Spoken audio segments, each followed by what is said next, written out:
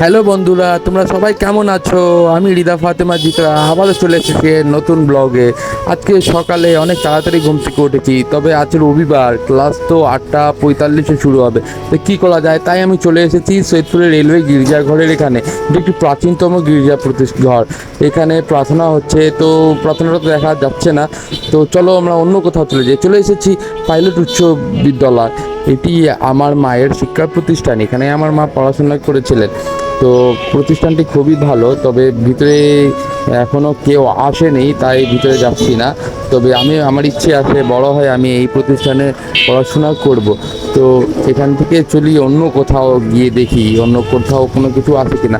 তো চলো আমরা চলে যাই প্রাচীনতম রেলওয়ে মাঠে। এই রেলওয়ে মাঠটি খুবই একটি গুরুত্বপূর্ণ একটি মাঠ। এইখানে সব বয়সের নারী পুরুষরা সকালে ব্যায়াম এবং ক্রিকেট ফুটবল খেলে। তো এখানে যে ফ্ল্যাগ স্ট্যান্ডটি রয়েছে, আগের যে ফ্ল্যাগ স্ট্যান্ডটি রয়েছে সেখানে আমি ছোটোবেলায় অনেকগুলো ছবি তুলেছিলাম। তবে এখনকার যে ফ্ল্যাগ স্ট্যান্ডটি, এটি আমাকে মোটেও পছন্দ হয়নি। প্রাচীনতম এই মাঠটির আগের যে ফ্ল্যাগ স্ট্যান্ডটি ছিল সেটিই ভালো ছিল।